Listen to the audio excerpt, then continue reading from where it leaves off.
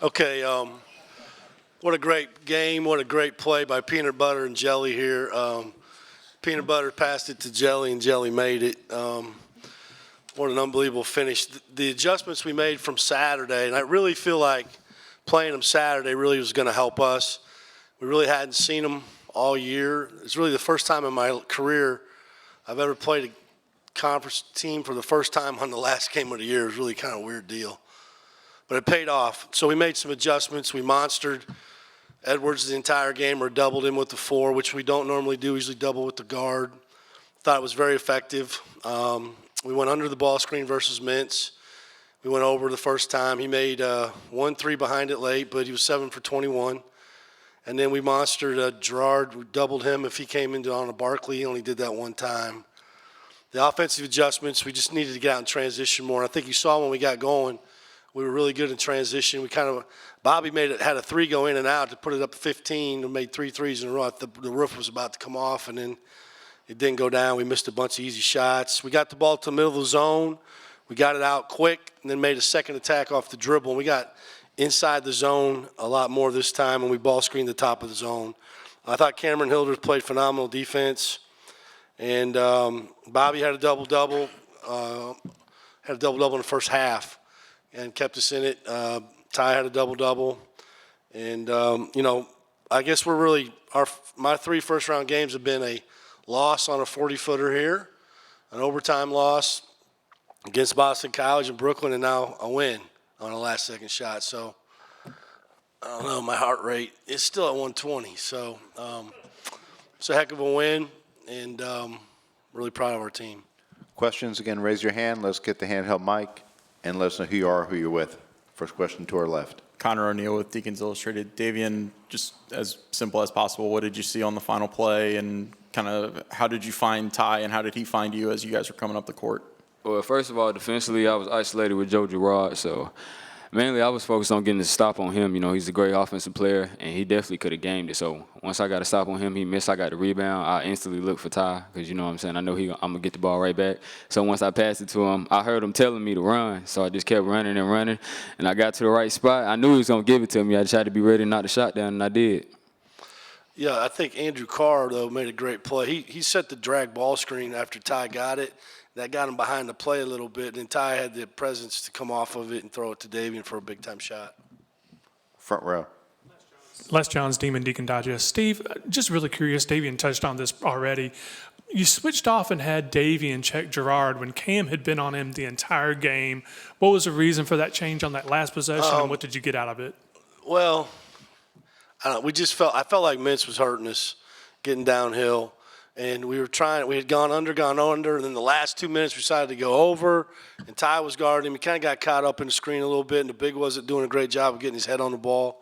So we decided to go back under, and Cam's a lot more physical with that. And then he's really good at chasing off staggers, and then we run Gerard off a lot of those. So, yeah, we were mixing it up the best we could, kind of keep them off balance, but all the credit goes to those guys for doing it. Front row. Coach Essex Thayer, Deacons Daily on SI.com. There was a point where midway through the second half, Wake Forest went 0 of 8 from behind the three-point line. And then, did you feel at a certain point that the team was getting a little too three-point happy, trying to get the kill, but also, Davian taking the shot, just going and drilling it at the end? I mean, yeah, we made 2 threes in a row. We went on a run. I had it written down. I don't know. We stopped them like 11 out of 12 times from the 17-minute mark to the 11-minute mark of the second half. We got going in transition, banged a couple threes.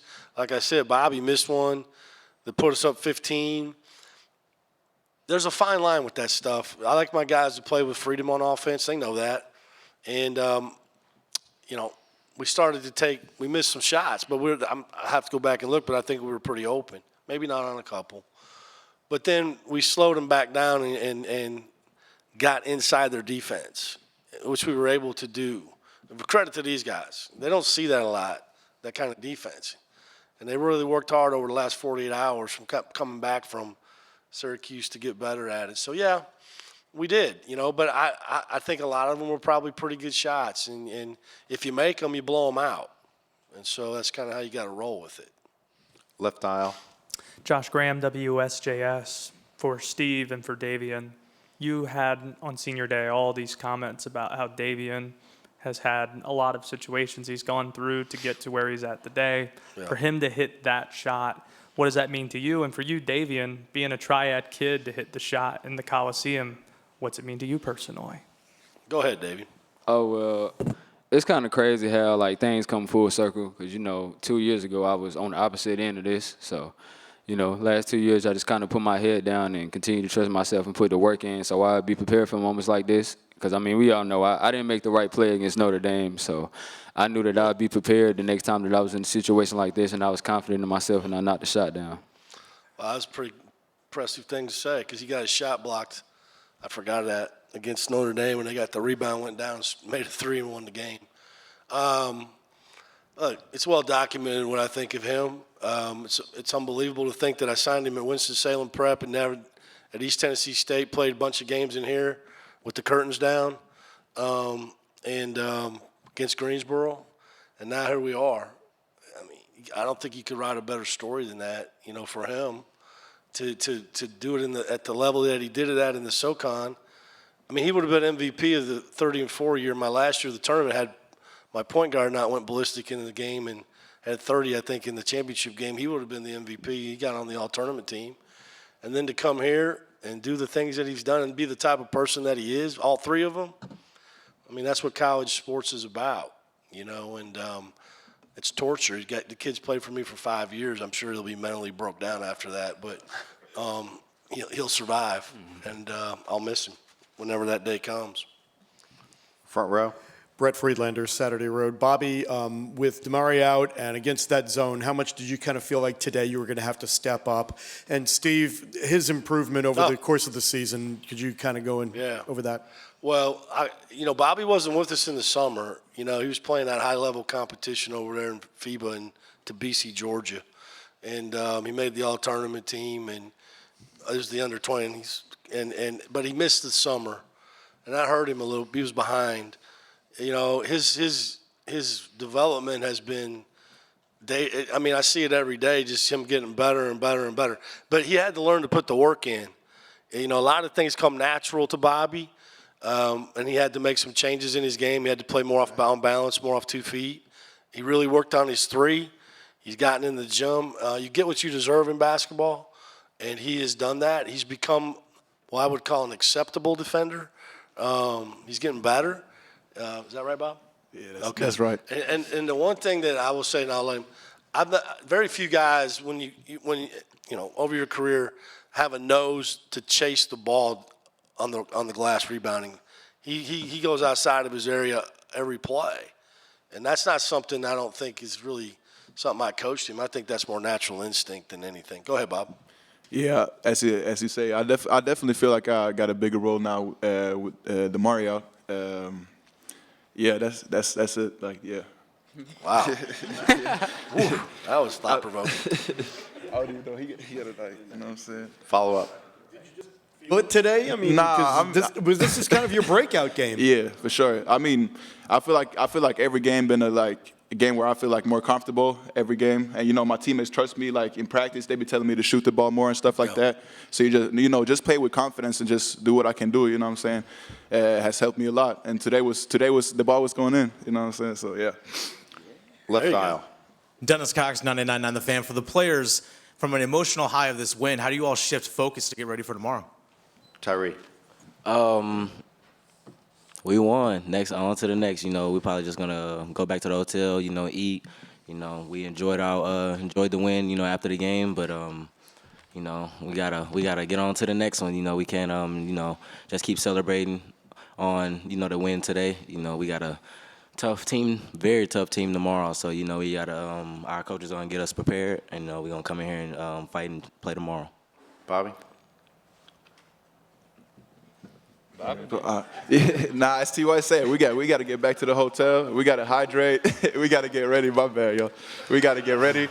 As he said, Miami is a really good team. It was a dogfight last time we played them, so we just got to stay ready because it's going to be a dogfight tomorrow. Davian. Yeah, like they said, it was a big-time win, but it's time to be locked in on the next opponent. I mean, they're not the number 1 seed for no reason. So we're gonna prepare, watch our film tonight, and get ready to play a big time game tomorrow. Third row. Steve, Cam Lemons, Demon Deacon Digest. Steve, that little sequence before Davian hits the game-winning three where Ty has a three that basically does everything but go down, and then you have Cam hitting an absolute circus shot that caught Kevin Durant's eye. I don't know if you saw that yet. Unfortunately, I've heard that. What's going through your mind in that sort of sequence where it kind of feels like maybe is this happening to us again sort of thing? Yeah, unfortunately, I used one of my timeouts. I had 2 left. I used one. I thought we were tired. We scored. We needed to organize defensively.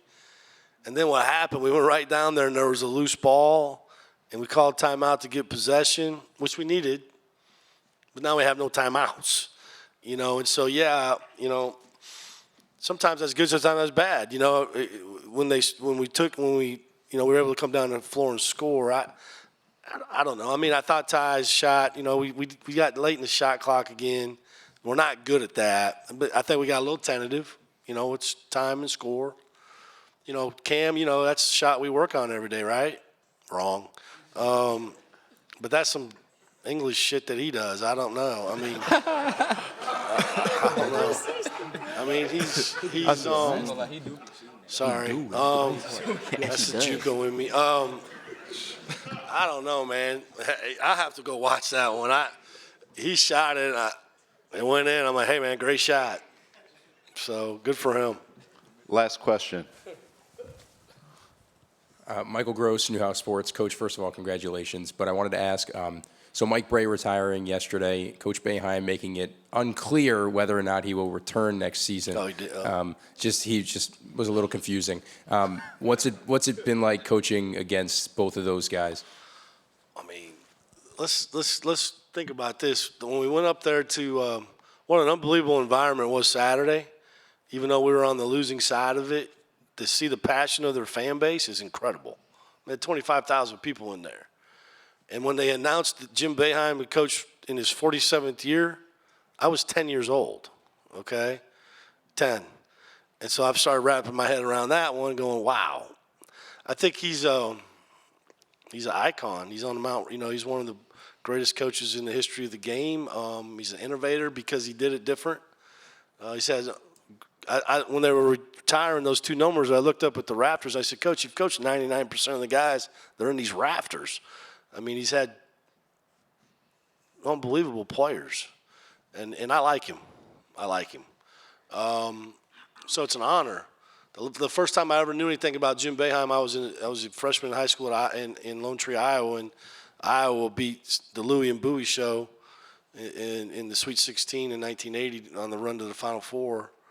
And that was really the first time I'd really even heard of Syracuse. I think that Mike Bray is somebody that all young coaches should try to be like. He's a really great coach. He's a very competitive guy, but he's also a really good person. He excels at relationships. He has fun doing it. I try to have fun doing it. When I don't have fun anymore, I'm not going to do it. And I think that he is the prime example of that. He's not afraid to make fun of himself. It's easy for me to do that to myself. It's not hard. I have a lot of respect for both of them. I'm going to miss them.